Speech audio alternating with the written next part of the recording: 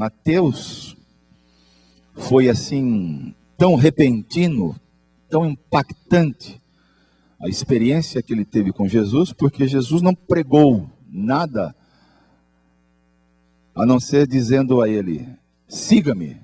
E ele deixou todas as coisas e passou a seguir Jesus.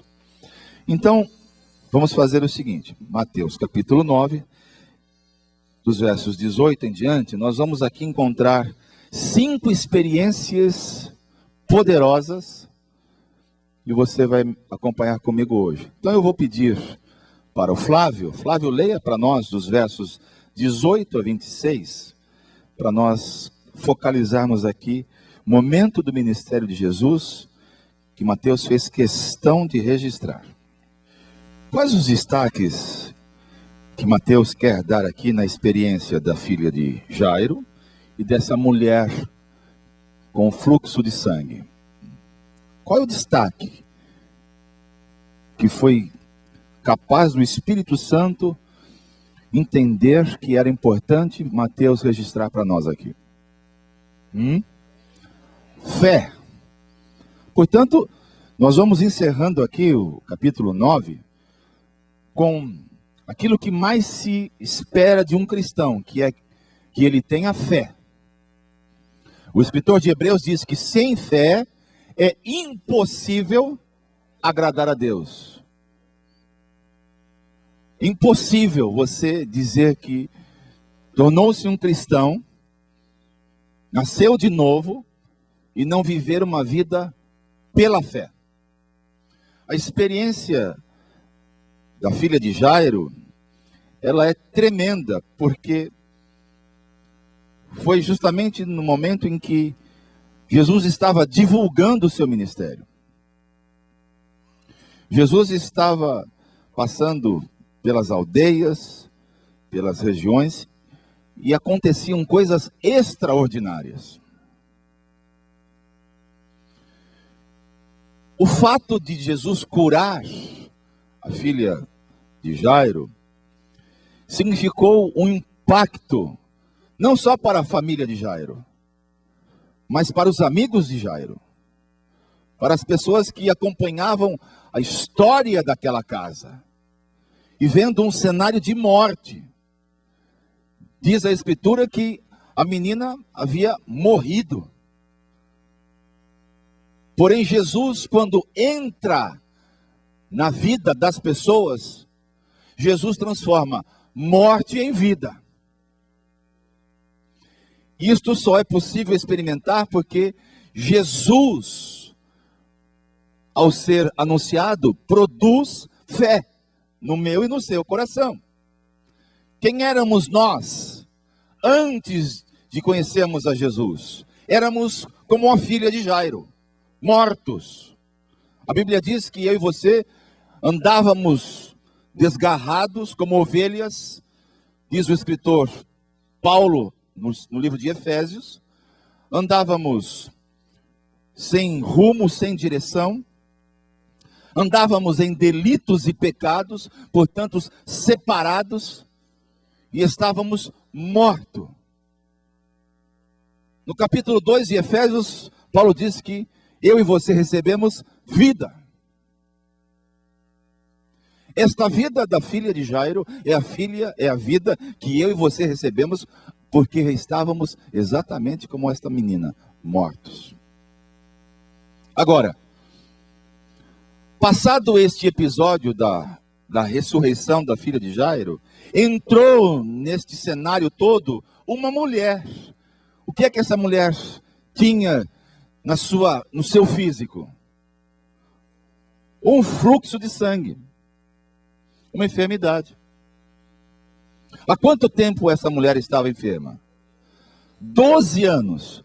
Você já analisou este cenário? Uma mulher com fluxo ininterrupto por 12 anos. O que é que você consegue enxergar nesse cenário? Primeiro, eu destaco aqui uma anemia profunda. Não espiritualize, não. Trate as coisas de forma bem coloquial. Vocês mulheres, quando estão naquele período de regras, vocês perdem sangue ou não? Muitas de vocês ficam fracas, fisicamente falando. Agora, um período de 3, 4, 5 dias, 12 anos. Além de ser uma pessoa anêmica, como era o comportamento físico desta mulher? Retraída, talvez, penso eu, uma mulher encurvada, porque alguém anêmico não é uma pessoa ativa, não é uma pessoa ligeira. Mas entra aqui nesta cena o milagre da cura daquela mulher, porque aquela mulher reunia um ingrediente que eu e você precisamos ter durante toda a nossa caminhada cristã, que se chama fé. Por que que ela foi curada? Por duas razões. Porque ela tinha fé e porque ela estava diante daquele que poderia resolver o problema dela. Ela estava tão somente diante do Todo-Poderoso, Jesus. Porque nós lemos aqui que a Bíblia registra que ela, em meio à multidão, tocou em Jesus. Ela cria que pelo fato de tocar em Jesus, ela seria curada. Isso chama-se o quê? Fé. Mas fé acompanhada de certeza de que ela estava diante da solução dos problemas. E deixa eu dizer para você uma coisa. Jesus sempre é a solução dos nossos problemas, sejam enfermidades físicas ou espirituais. E você vai ver no decorrer deste capítulo, nós estamos encerrando, que há aqui 5 episódios de milagres, de cura e de possibilidades de eu e você experimentarmos um nível maior de fé. Nós começamos falando sobre a filha de Jairo. Põe o seu dedinho assim, ó. Filha de Jairo. Depois a mulher do fluxo de sangue. Tem mais 3 episódios para você e eu verificarmos esta manhã. Então, a partir do nosso material, está escrito aqui, no verso 22. Tua fé, as bênçãos do reino vêm somente sobre aqueles que... E não.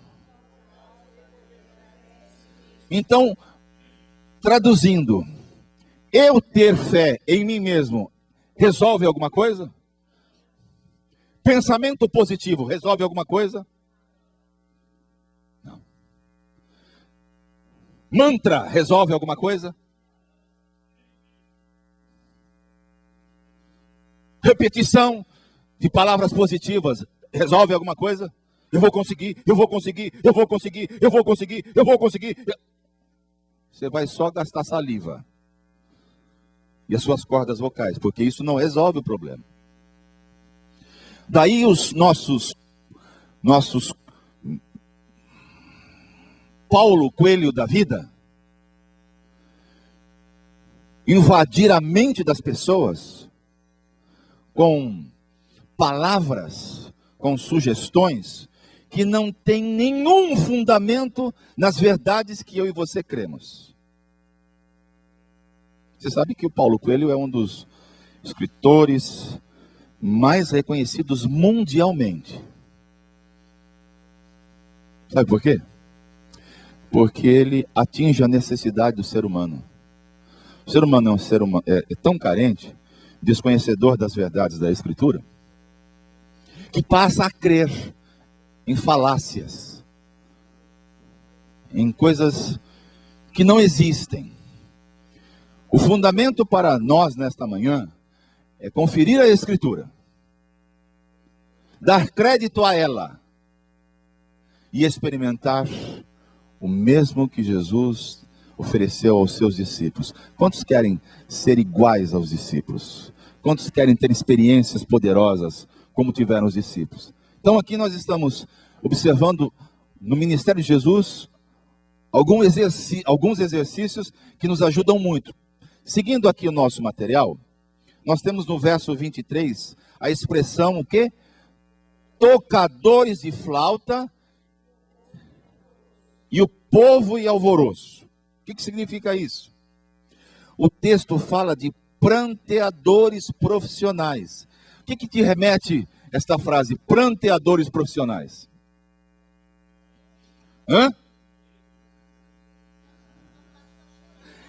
Eles eram contratados para ir aos velórios, aos féretros, para chorar.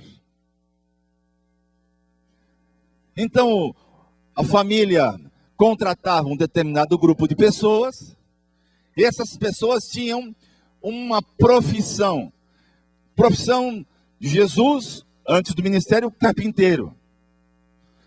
Sua profissão, vendedor. E a profissão destes homens é choradores, se assim eu posso dizer. Eram os chorões. O que você faz na vida? Eu choro. Aonde você chora? Nos enterros, nas famílias enlutadas. Você já imaginou se a moda continuasse até os nossos dias? Ainda tem na Igreja Católica?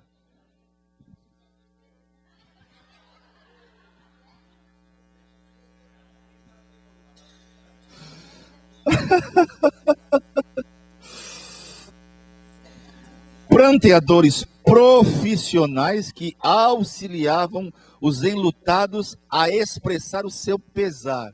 Então eu fiquei pensando nesse cenário e achei assim interessante. Eu já fui em alguns velórios que marcaram profundamente a minha vida. E também já fui em alguns velórios em que marcaram a minha vida com fatos pitorescos. Por exemplo, quando você vai a um velório de uma família cristã, a primeira coisa que você vai observar é a serenidade. Não há histerismo. Por exemplo, quando a minha mãe faleceu, minha avó não cristã, quando chegamos no momento de levar a minha avó para o cemitério onde a minha mãe estava sendo velada, a minha avó deu um show. Eu tinha vontade de abrir um buraco e me esconder nele. Histerismo. Separa o sentimento de perda. Separa. Eu entendi uma senhora de 94 anos perdendo uma filha que era a única pessoa com quem ela tinha liberdade, convivia, moravam juntas, minha mãe separada, minha avó viúva. Tira esse cenário. Ela não se conteve e aí chamou a atenção de todo aquele, como é que chama ali na quarta parada, bem, onde ficam as campas, nessa? O velório, né? O velório. Então, pessoal, neste cenário aqui, Jesus está chamando a atenção para nós que nós não precisamos imitar este exemplo desse personagem que Jesus dizia, olha, são tocadores de flauta, ou seja, anunciam de forma equivocada as coisas horríveis que acontecem ao ser humano. Porque todos nós um dia vamos morrer. Diga para a pessoa que está ao seu lado, eu não sei se você sabe, mas você vai morrer.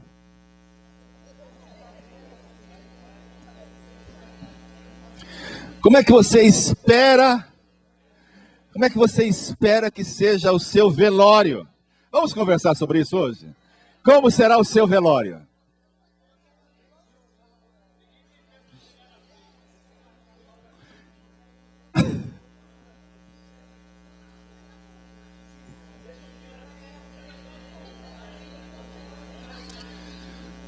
Olha, a avó do Felipe, a bisavó do Felipe faleceu recentemente e eu não conhecia o lugar onde ela foi velada. Mas deixa eu dizer para vocês, que lugar bonito. Um lugar que, primeiro, tem nada a ver com uma sala de velório de cemitério, nem do Cachoeirinha, nem do Chora Menino, nem do Quarta Parada. Tem nada a ver. Um ambiente que tem lanchonete, tem sofás, tem televisores e música. Música, um fundo musical sereno. Então, evita. Aqui. O ambiente de velório já é um ambiente pesado, triste. E se você estiver num local que une essas condições, sabe o que acontece com as pessoas? As pessoas se acabam. Jesus estava dizendo que aonde ele chega, o choro acaba. Aonde Jesus entra, não há choro. Choro no sentido de lamento, de dor. É isso que Jesus está ensinando através de Mateus para nós aqui nesta manhã. Mas a sequência diz assim, no verso 24. Jesus, em relação à filha de Jairo, estava profetizando que ressuscitaria a menina. Quando foi que Jesus ressuscitou alguém depois da filha de Jairo? Vocês se lembram? Lázaro. É o texto de João 11. Vamos ver esse texto? Você quer ler? Só para a gente elucidar melhor aqui. João 11.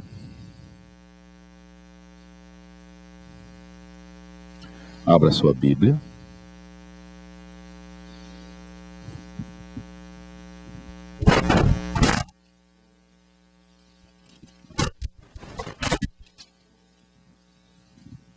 Versículos 11 em diante. Assim falou, e depois disso disse-lhes: Lázaro, o nosso amigo, faz o quê? Mas vou o quê? Olha só a prospecção de Jesus. Ele estava diante de um quadro de morte. As pessoas sabiam que Lázaro havia morrido. Mas para Jesus, Lázaro estava dormindo. Que coisa maravilhosa. Há impossível para Jesus? Eu já disse a vocês, ainda não aconteceu no meu ministério, mas eu não desisti. Quando você morrer e eu for lá enterrar você,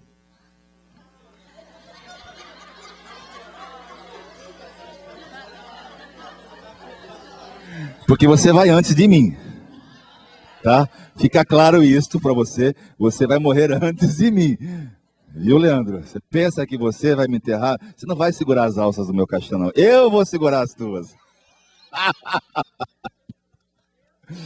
Mas toda vez que eu vou num velório, eu vou assim, com muito respeito. O Wagner disse recentemente que gosta de passar a mão no morto, né? Não é assim? Que beija a testa, não é isso que ele falou? Vocês não ouviram o Wagner falar isso? O Wagner não disse isso recentemente? Então, eu faço diferente, eu vou do lado do caixão. E no meu coração e no meu espírito eu fico dizendo: Senhor, é hoje que vai acontecer uma ressurreição aqui. O povo vai ficar admirado, espantado. Ressuscita este morto aqui, Jesus. Todo velório que eu vou, eu faço isso. Portanto, quando você morrer, eu vou fazer isso, tá?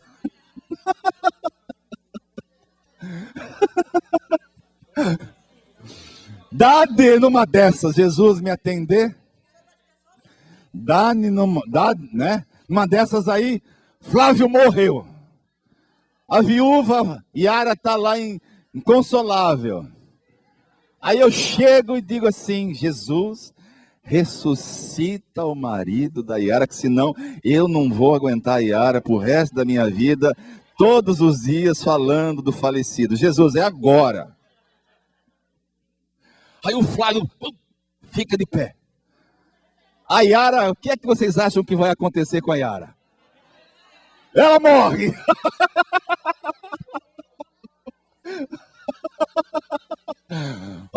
Aí teremos um outro problema. Ressuscitou o Flávio e a Yara morreu. Não, nada disso. Seguindo aqui o nosso material, nós vamos ler então o terceiro milagre que Jesus produz aqui, nos versos 27 a 31. Você pode ler para nós, Silmara? Está voltando. Sai de João, volta para Mateus. Quantos cegos foram curados? A expressão filho de Davi é um título. Traduz isso para mim, para saber se você está entendendo. O que significa essa expressão filho de Davi, que tem uma roupagem messiânica? Você sabe o que é a palavra messiânico? Não é aquela igreja messiânica, aquela seita. É outra coisa. Deriva da palavra Messias. O que é mesmo Messias? O enviado. Messias significa o enviado. Essa expressão foi muito usada por quem mesmo? Davi, Isaías. Os profetas falavam muito a respeito de Jesus, antevendo o ministério de Jesus, com essas expressões, filho de Davi. Porque Jesus vem da linhagem de Davi. Jesus vem desta linhagem. Interessante nesta passagem é que Jesus cura 2 cegos. Vovô, você quer ministrar junto com o vô? Vem cá. Jesus cura esses 2 cegos. Qual a relação da cura desses 2 cegos? Alguém pode me dizer aqui nessa manhã? O que é que Jesus queria provocar?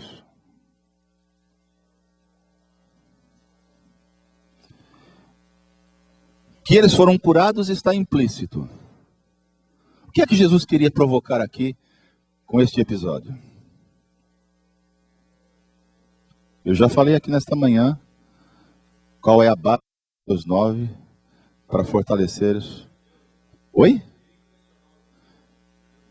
Impressionar os judeus. Isso aconteceu também.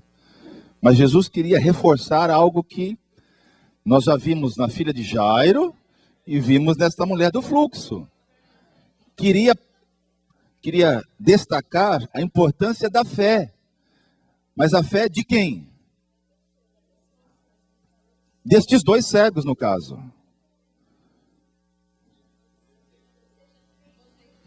Veja que Jesus, ele é tão sábio. Jesus podia curá-los sem falar nada. Jesus induz. Isto que é bacana na vida cristã. Isaías 1,19 diz: se quiserdes e me ouvirdes, comereis o melhor desta terra. Mas Jesus não diz assim: olha, você vai comer o melhor desta terra. Ele induz cada um de nós a responder a ele, se eu quero.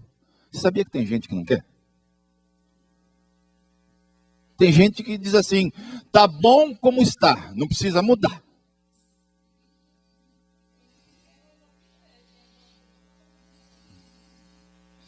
Então este episódio aqui, destes cegos que foram curados, traduz nesta manhã o reforço da vida cristã vivida pela fé. Diga, vida cristã vivida pela fé. Vida cristã não é para ser vivida pelo que eu vejo, pelo que eu sinto, mas pelo que eu creio. Vou repetir. Vida cristã não é para ser vivida pelo que eu vejo ou pelo que eu sinto, mas sim pelo que eu creio. Foi Jesus que declarou inúmeras vezes: se credes, verás a glória de Deus. Jesus estava ressuscitando Lázaro e chamou a atenção das irmãs de Lázaro, dizendo: o irmão de vocês não está morto, ele está dormindo. Se vocês crerem, vocês verão a glória de Deus. Jesus é fantástico. Seguindo, versos 32 a 34. Portanto, nós temos até o momento quantas expressões de cura aqui? 4. A filha de Jairo, a mulher do fluxo de sangue e os 2 cegos. O mudo é o versos 32 em diante. Alguém pode ler para mim, verso 32 a 34? Uma voz masculina.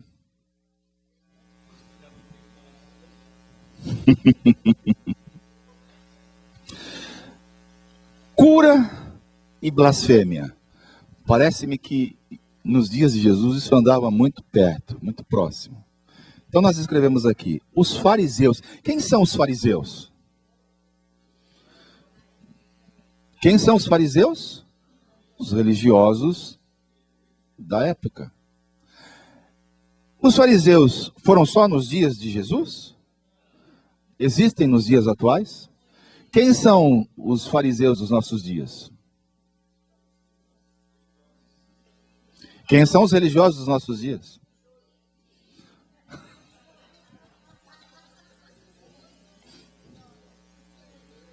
Quem são os religiosos dos nossos dias? Religioso é todo aquele que não nasceu de novo.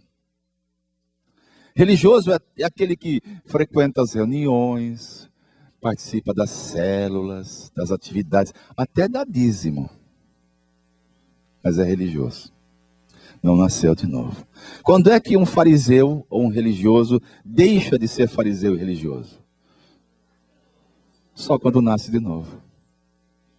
Então, os fariseus não podiam negar que Jesus expulsava os demônios. Ponto.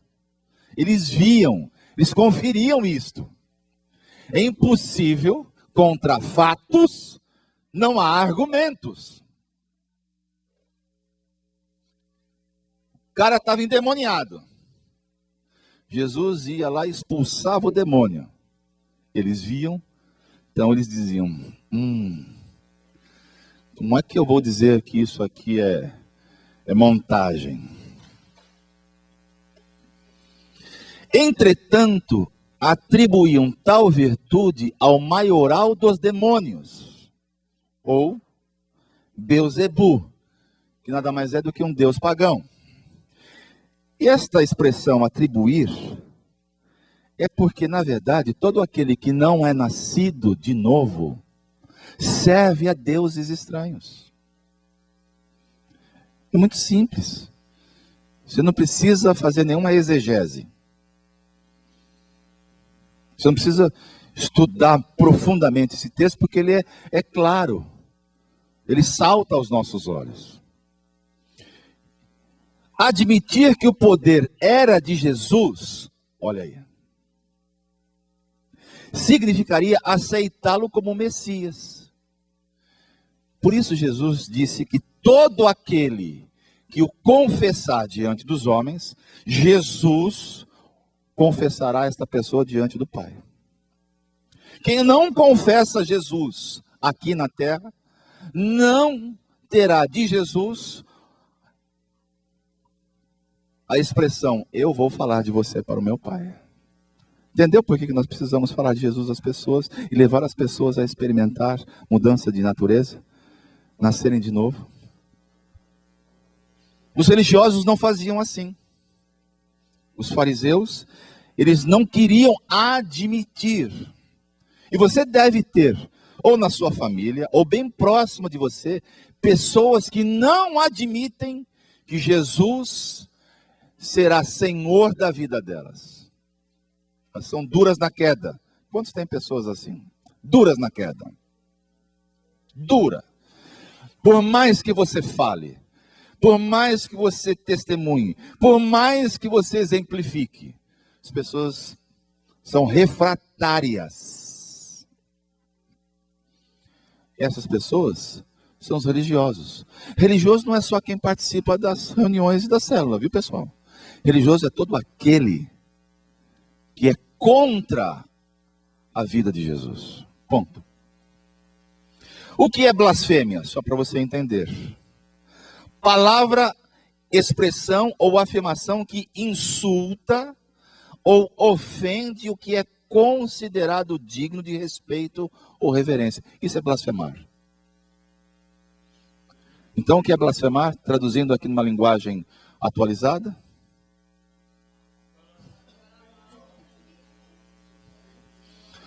Insulto. Quando é que você insulta uma pessoa? Quando é que você insulta uma pessoa? Pense.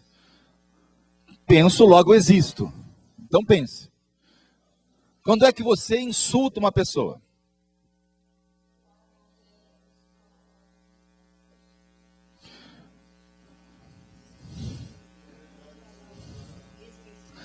Quando você fere esta pessoa com palavras, você está insultando. Você está dizendo algo que ela não é. Isso é insulto. Isso é uma blasfêmia. A gente precisa tomar cuidado com isso, para a gente não cair nessa armadilha. Versos 35 a 38, aqui é o desfecho que eu quero dar do capítulo 9. Portanto, resumindo aqui o capítulo 9, Jesus fala tantas coisas importantes e encerra produzindo fé no coração dos seus discípulos. Porque o ministério de Jesus, e o seu e o meu ministério, devem ser marcados por episódios sobrenaturais. Se a sua vida não tem sido assim, você precisa buscar isto, meu irmão. Você não pode viver na naturalidade. Você e eu fomos alcançados, salvos e transformados para viver uma vida sobrenatural. O cristianismo é uma vida sobrenatural. Não dá para você conjugar vida cristã com naturalidade. Porque diz o apóstolo Paulo que é loucura para os que perecem, mas para nós, os que cremos, é o poder de Deus. É o poder de Deus. Quantos creem na palavra? Então, eu e você temos todas as garantias possíveis de viver uma vida sobrenatural. Eu já disse para vocês que quando eu estava nessa viagem missionária a Israel, quando andamos percorrendo a travessia do Mar da Galileia, eu tive muita vontade de andar sobre as águas. A Nádia que não deixou. Ela ia ficar viúva e ela não queria ficar viúva, tão jovem. Vocês perceberam que hoje eu estou falando muito sobre isso, né? E eu não vou ficar viúvo. Ela não vai morrer e ela também não vai ficar viúva. A gente tem um pacto. O pacto que eu e a Nádia temos é: Jesus vai voltar e nós vamos voltar junto com ele, sem experimentar a morte. Versos 35 a 38. Uma voz feminina, uma voz suave, bonita, doce. Leia para mim.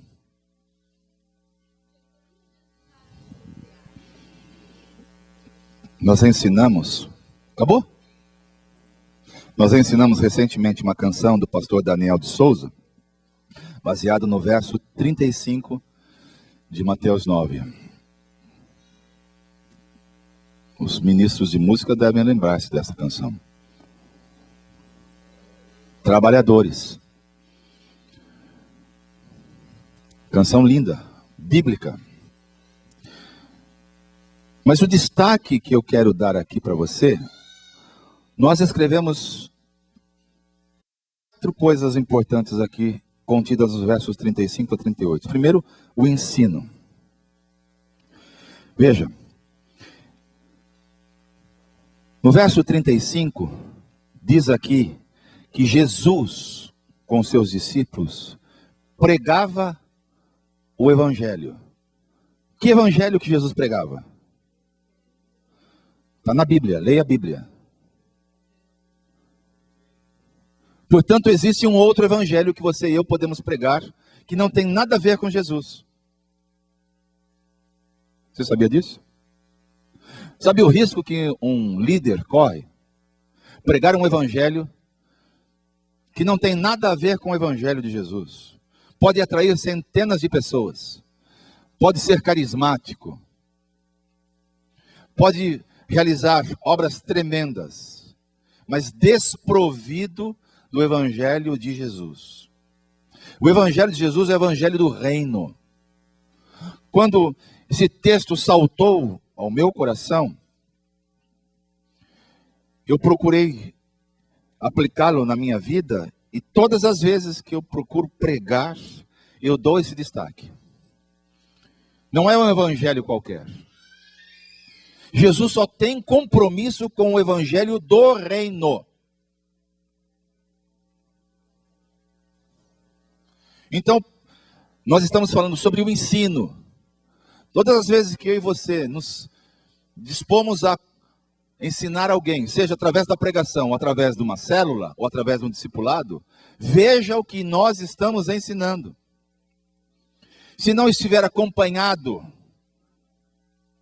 da palavra, não é evangelho do reino. É o evangelho das boas intenções, da boa vontade, do bom discurso, mas não é evangelho que transforma. Eu já tenho falado inúmeras vezes aqui para vocês que o que transforma não é a minha palavra, mas sim a palavra do Senhor. Deus tem compromisso com qual palavra? Com a dele. Então, o ensino. A seguir vem a pregação. O que é pregar? Pregar é anunciar as boas novas. Pregar é você falar daquilo que você provou. Pregar não é tagarelar.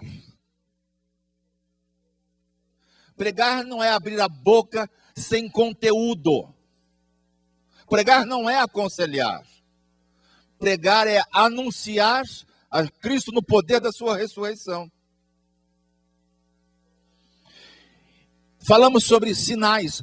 Pregação que não é acompanhada de sinal. E que sinal? No caso aqui de Mateus, foram curas. Mas muitas vezes esse sinal vem a mim e a você através da confissão das pessoas, entregando-se a Cristo, levando-as a experimentar morte e ressurreição. Portanto, a gente tem que estar alinhado, pessoal, com o ensino, mas também com a pregação, mas também com a experiência sobrenatural dos sinais. Se você fizer um link com essas três verdades aqui, o ensino, a pregação e os sinais, você vai ver que seu ministério, você vai ver que aquilo que você faz e o que Jesus faz devem estar sempre muito próximos. Todas as vezes que algo destoa deste caminho, você deve começar a conferir. Você deve começar a checar-se.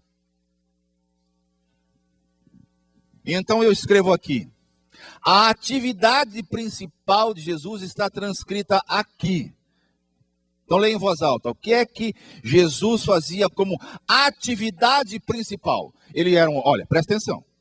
Jesus era um homem que tinha intimidade com o Pai, sim ou não?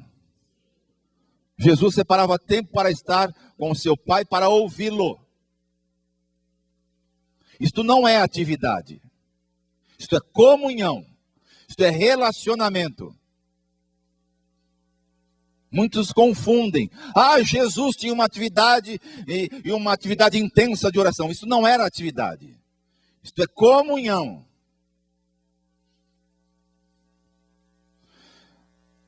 Mas Jesus tinha um ministério atuante. E a atividade do ministério de Jesus baseava-se em três coisas. Leia em voz alta. Mais uma vez, leia em voz alta. Três coisas que deve haver no meu e no seu ministério. Ensino. Ensino. Ensino. Ensino. Ensino. Ensino das Escrituras. Ensino da palavra. Proclamação. E ensino. Didaquê, querigma. Querigma, proclamação. Didaquê, a vida prática. Ensino. Depois do ensino, pregar. pregar o quê? O evangelho do reino. Terceiro, manifestações sobrenaturais. Fé, cura, milagres.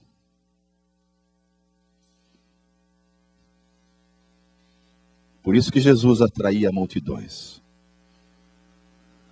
Diferente dos nossos dias, que podemos até atrair muita gente, mas isso não significa um ministério eficiente. Ministério eficiente deve estar acompanhado dessas três verdades: ensino, didaquê, querigma, proclamação, vida prática. Pregar o evangelho do reino. Por isso eu tenho, esses 3 anos, estimulado esta comunidade a se aprofundar em tempo com Deus, estudo das Escrituras, estudar a palavra. Estudar a palavra. Este livro não é para ser lido, este livro é para ser meditado. Foi essa a recomendação que o Espírito Santo deu a Josué, que assumiu a função de líder no lugar de Moisés. Josué capítulo 1. Medite neste livro dia e noite. Medite neste livro dia e noite. Separe tempo para estar em contato com este livro dia e noite. E nós temos hoje muito mais recursos do que o Josué tinha naqueles dias. Nós temos hoje tecnologia de ponta para meditar na palavra. Não temos desculpas. Mas depois de meditar, que é a pregação eficiente, veja as manifestações reais desta pregação. Cure as pessoas, liberte as pessoas, transforme-as pelo poder da palavra. Que maravilha! Olha, Jesus não perdia tempo, pessoal. Diz o versos 35 e 36, Jesus, vendo as multidões, significava que Jesus não perdia ninguém de vista. Era uma multidão, mas Jesus concentrava-se nas pessoas. Jesus olhava para as pessoas. Jesus tinha contato visual com as pessoas. Vendo as multidões. Diz o texto que você e eu lemos aqui nesta manhã. Teve o quê? Compaixão. Compaixão. Cristão que não tem compaixão pelo próximo precisa rever a sua experiência. Pode ser um bom pregador, pode ser um bom instrumentista, pode ser um bom professor, pode ser um bom líder de célula, mas se não tiver compaixão, não serve para Jesus. Não serve. O ministério de Jesus deve ser imitado, e Jesus é o nosso modelo. E ele dizia: eu vejo as pessoas e eu me compadeço delas. Porque Jesus via essas pessoas como ovelhas que não têm pastor. Jesus dizia: sabe como elas estão? Sem pastoreamento, sem cuidado, sem rumo, sem direção. Que o Senhor nos ajude a imitar Jesus. Ver as pessoas da nossa célula. Eu, como pastor, ver as pessoas como um todo nesse rebanho. Ter compaixão.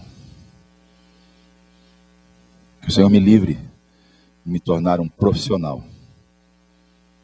Que o Senhor mantenha-me como um vocacionado. Que é o que nós vamos ver a seguir. Mais tarde ele confiará a mesma missão. Conclua a frase. Então esta missão não foi apenas de Jesus.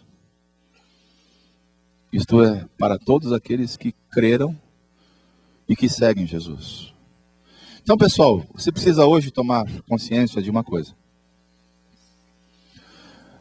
Nós fomos orientados por muito tempo a enxergar a igreja como uma pirâmide, em que lá na ponta está o pastor e aqui na base estão as pessoas. E que quem deve fazer todo o ministério imitando Jesus é apenas a ponta da pirâmide, o pastor. E a igreja que Jesus veio implantar, a igreja neotestamentária, ou seja, Novo Testamento, é uma igreja em que cada um de nós, membros desta grande família, temos responsabilidade. Por isso, nós temos repetidamente falado, cada membro, um pastor, um ministro. Cada casa, uma igreja. Cada lar, uma oportunidade de você ver as multidões que estão ali com você. Mas são só 3, mas são multidão. Mas eu tenho só um, é multidão. Vê-las, sentir compaixão delas, e como Jesus diz, procurar levá-las ao caminho certo. Se você e eu fizermos isto, vamos cumprir a missão como cristãos nesta terra. No nosso material, destacamos a palavra seara. Seara não é produtos alimentícios, não é concorrente da Perdigão, nem da Sadia, e nem é Ceará.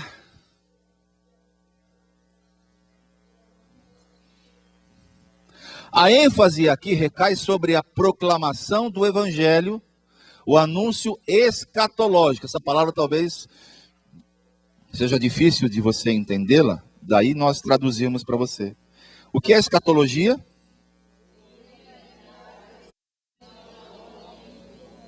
Isso é escatologia. Doutrina que trata do destino final do homem e do mundo. Que precede, e não precedo, precede o juízo e insiste na urgência das pessoas fazerem o quê? E terem o quê? O que é que nós devemos fazer como membros deste organismo vivo chamado igreja, trabalhadores do Senhor? Devemos levar as pessoas a arrependerem-se e terem fé em quem? Na palavra. Os trabalhadores não são anjos. Para você preencher aí. Enviados para reunir os homens para o julgamento. Então os trabalhadores, ou seja, eu e você, não somos anjos. Olha, ali está o anjo Valmir. O anjo Neuza. Não, nós não somos anjos. Somos trabalhadores. Somos os continuadores do ministério de Jesus. Para fazer o quê? Para reunir as pessoas. Para anunciar a obra completa de Jesus a elas. Mas são os discípulos, pode completar, que imitam Jesus na proclamação da vinda do reino.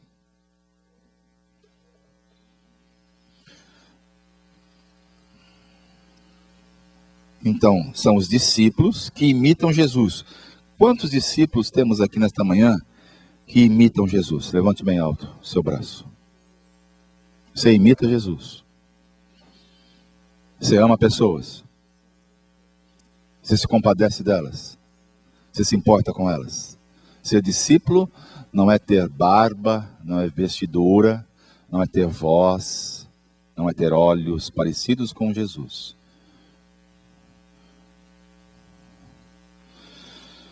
Jesus não ordena aos seus discípulos que entrem na seara como trabalhadores. Jesus não obriga. Ordenar é obrigar. Mas é impossível alguém que tenha sido alcançado, transformado e salvo, que não participe desta seara. Portanto, aqui nesta manhã, você vai precisar tomar uma decisão. Quem é você? Se é um trabalhador desta seara, ou é apenas um espectador da seara? Jesus não tem nenhum compromisso com espectadores.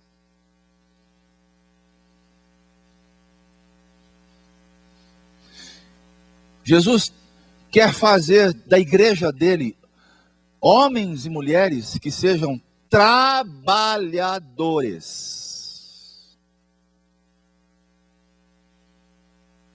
Por isso eu tenho muito trabalho em anunciar para vocês a visão que a Comunidade da Graça possui.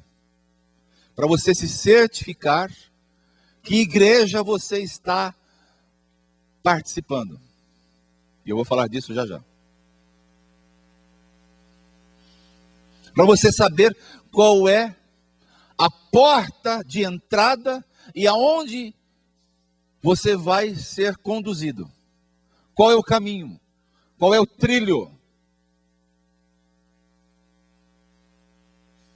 Eu entro no reino, e quando entro no reino, quais são os passos que eu devo dar para, como trabalhador deste reino, fazer o mesmo que Jesus fez?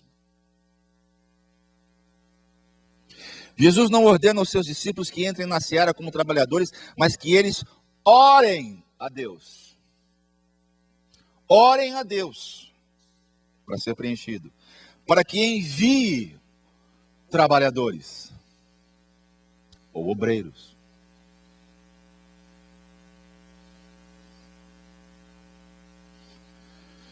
Sabe como é que Jesus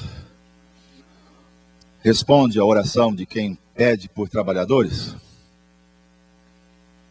Enviando trabalhadores. Você não precisa ficar pensando muito.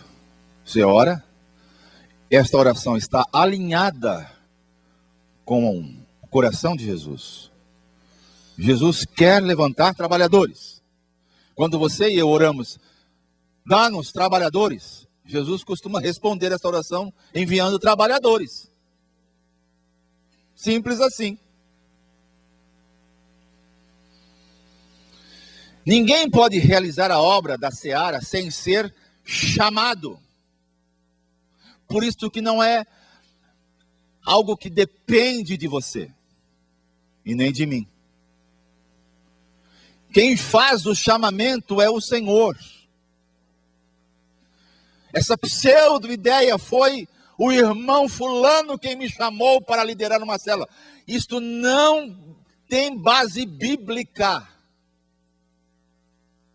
Ele foi apenas um instrumento, mas quem te chamou foi o Senhor. Nunca diga assim, olha, foi o pastor Valmir quem me pediu ou chamou para liderar a célula. Não, não fui eu. Não fui eu. Eu sou apenas um continuador do ministério de Jesus, estimulando você a cumprir a missão. Só isso. Ponto. Ninguém pode realizar a obra da seara sem ser chamado. Para isso, vírgula. Equipado, este E está a mais ali, você tire este E que está escrito e coloque equipado barra preparado por Deus. Você vai entender isso já já. Equipado tem um traço ou barra, preparado por Deus para esta tarefa, através de um plano intencional da igreja local, cuja visão seja bíblica. Não adianta nada preparar as pessoas se a visão da igreja local não for bíblica. Eu conheço muitos ministérios que têm um trilho maravilhoso, fantástico, chamativo, mas não é bíblico. Tudo aquilo que você e eu fazemos, se não estiver intrinsecamente com a palavra e com o propósito, você pode estar perdendo seu tempo. E eu também. Porque o interesse, se assim eu posso dizer, do cristianismo é só um. O interesse de Jesus é salvar as pessoas. Jesus não tem interesse em construção de prédios. Jesus não tem interesse em placas de igreja. Jesus tem interesse em salvar vidas. Como é que a comunidade da graça quer cumprir com este chamado? Como é que ela quer equipar e preparar as pessoas chamadas por Deus para cumprir com esta missão? Primeiro, todas as pessoas na comunidade da graça têm uma porta de entrada. E ao chegar, elas recebem este folheto ou livrete, intitulado Bem-vindo. Bem-vindo à vida cristã, bem-vindo à família. Este material deve ser oferecido a todas as pessoas, independente se no culto ou na célula há apelo. Preciso reconstruir isto, porque muitos de vocês são líderes antigos aqui e ouviram outrora que isso era só para apelos que o pastor fazia nos cultos. Isto aqui é para ser oferecido a todas as pessoas que estão desejosas de viver uma vida cristã poderosa. Então você deve aproximar-se das pessoas, oferecer este livrete, se possível, marcar um encontro com elas, ler com elas, não é para pregar a elas, ler a elas. Porque quem convence não sou eu nem você, é o Espírito Santo. Porta de entrada, o livrete, bem-vindo. Se esta pessoa tiver a mesma experiência que você e eu tivemos, de receber a Cristo, você deve orientá-la a participar do nosso Encontro Vida Vitoriosa, que é o encontro de libertação. Este é o caminho proposto pela Comunidade da Graça. Todas as pessoas devem fazer este Encontro Vida Vitoriosa.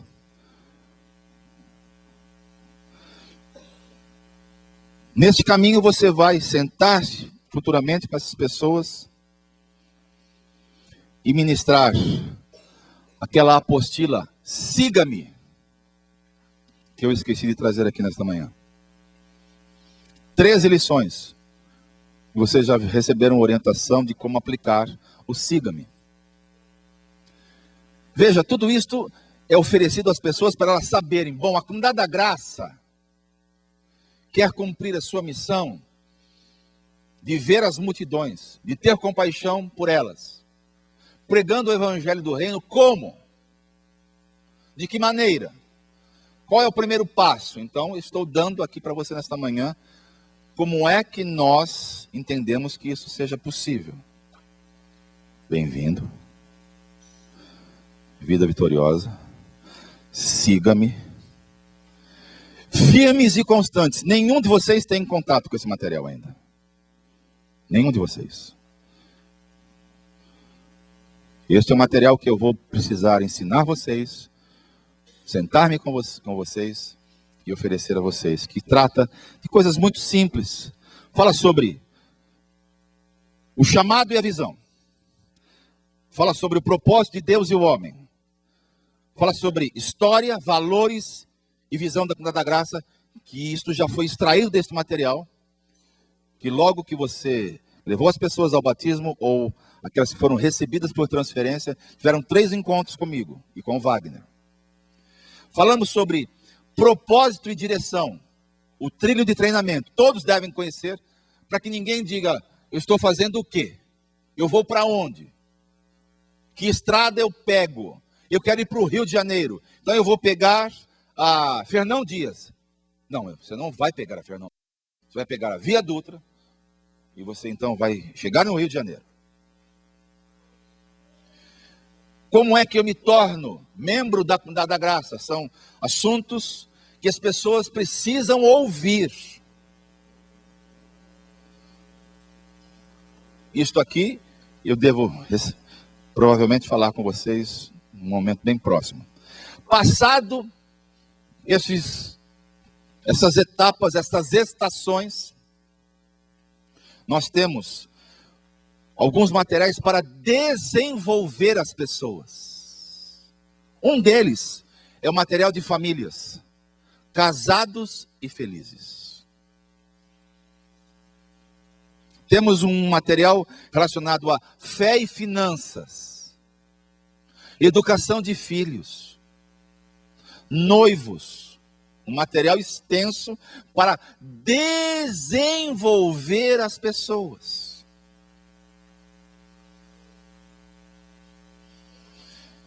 E depois nós temos o material que eu vou aplicar em fevereiro para todos aqueles que estão sendo indicados pelos líderes das células para tornarem-se líderes junto com eles, que é o Sempre Abundantes. Este material é um material específico que eu vou reunir as pessoas, e essas pessoas durante 13 semanas vão fazer, paralelamente ao nosso ID de terça-feira, um encontro com alguns instrutores para nós desenvolvermos as pessoas para que elas cumpram a missão de Mateus 9, 35 e 36. Entenderam? Então, você precisa saber,